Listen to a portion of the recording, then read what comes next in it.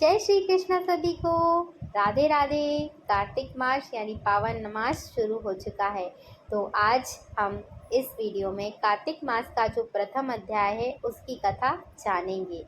एक समय नैमिषारण्य तीर्थ में सूत जी महाराज 88,000 सैनिकाधिक ऋषियों से बोले, आज मैं आपसे सामने कार्तिक महत्व की श्रेष्ठ कथा कहता हूँ, जिसे सुनकर मनुष्य सब प्रकार के पापों से छूटकर अंत में वैकुंठ को प्राप्त कर लेते हैं। सूत जी कहते हैं, श्री कृष्ण से आज्ञा लेकर नारद जी के चले जाने पर सत्यभामा प्रसन्न होकर श्री कृष्ण से बोली, हे नाथ, मेरे जीवन तो सफल हो गया है। मेरे माता पिता भी धन्य हैं और मैं भी धन्य हूँ, जिसमें मुझ जैसी त्रिलोक सुंदरी को जन्म दिया, जो आपकी 16,000 रानियों में सबसे अधिक प्यारी है। आज मैंने यह कल्प वृक्ष आदि पुरुष नारद जी को विधि विधान पूर्वक दान में दे दिया है।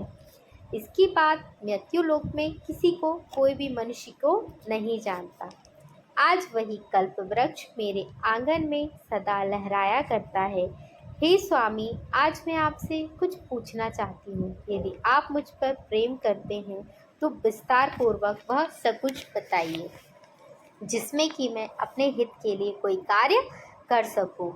उसके सुनने एवं करने से संकल्प प्रयत्न भी आप मुझसे विमुख ना हो पाए। सूत जी कहते हैं, सत्यभामा के ऐसे आश्चर्यपूर्व वचनों को सुनकर श्री कृष्ण जी हंसते हुए बोले, विलासपूर्वक भाव में सत्यभामा की बाह पकड़कर कल्प वृक्ष के नीचे ले गए और बोले, हे प्रिय, समस्त रानियों में मुझे तुम प्राणों से समान प्यारी हो। तुमसे ज़्यादा कोई रानी प्रिय नहीं है। तुम्हारे लिए देवी देवताओं देवराज इंद्र से भी मैंने विरोध किया है। इस विषय में तुमसे जो कहता हूँ सो ध्यानपूर्वक सुनो। हे सुलोचने, एक दिन मैं तुम्हारे साथ गरुड़ पर सवार हो इंद्रलोक को गया। वहाँ जाकर मैंने इसकी इच्छा इंद्र कल्प वृक्ष से मांगा था। इंद्र ने मना कर देने पर गरुड़ और इंद्र का घोर युद्ध हुआ। गरुड़ और इंद्र के युद्ध में गरुड़ की चोंच से गौओं के कान और पूंछ कटकर जो पृथ्वी पर गिरे, उनसे कान और तंबाकू, पूंछ से गोभी तथा रुधिर बहा था, जिससे मेहंदी उत्पन्न हुई थी, जिसके सेवन करने से मोक्ष की प्राप्ति नहीं होती है। गौओं के सींग से भी गरुड़ के 3 पंख पृथ्वी से गिर गए थे। अर्थात हमें कार्तिक मास में गोभी का सेवन नहीं करना चाहिए, यह वर्जित है। इसमें नीलकंठ और चकवा चकवी भी उत्पन्न हुए थे। इसके दर्शन से गरुड़ जी के दर्शनों के बराबर फल प्राप्त होता है। हे प्रिय, जब तुम्हें हर चीज़ दे सकता हूँ, हर एक कार्य पूरा कर सकता हूँ और हर बात तुमसे कह सकता हूँ, तो क्या तुम्हारे किसी प्रश्न का उत्तर ना दूंगा? हे प्रिय, तुम जो प्रश्न पूछना चाहती हो सो पूछो, मैं बताऊंगा। यह सुन सत्यभामा बोली, हे नाथ, पूर्व जन्म में मेरा कैसा स्वभाव था, मैं किसकी पुत्री थी, मेरे कौन सा दान व्रत तथा तप किए थे जिससे मुझे मृत्यु लोक में जन्म लेकर आना पड़ा, और ऐसा कौन सा शुभ कार्य किए थे जो यहाँ आकर मैं आपकी अर्धांगिनी हुई, जो आप गरुड़ पर सवार होकर अपने साथ मुझे लिए इंद्र देवी देवताओं के स्थान पर घुमाते हो।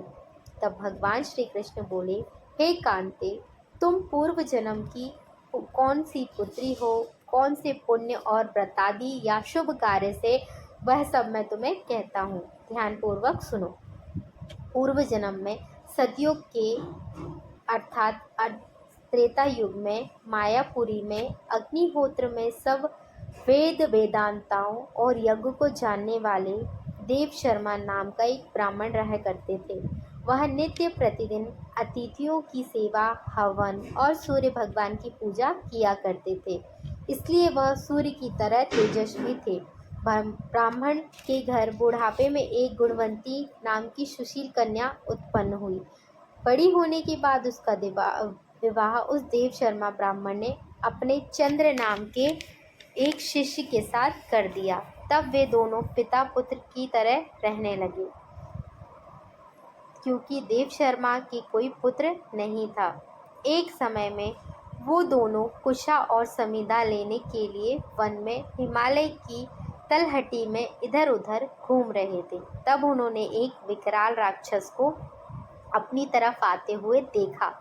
भय से शरीर उनका शिथिल हो गया और भागने की शक्ति नहीं थी। उस काल में समान राक्षस ने उन दोनों को मार डाला। उस क्षेत्र के प्रभाव तथा उसके धर्मात्म होने के कारण मेरे पार्षद उन्हें वैकुंठ में ले गए, क्योंकि उन्होंने आजीवन सूर्य की पूजा की थी। इसलिए मैं उन दोनों पर अति प्रसन्न था।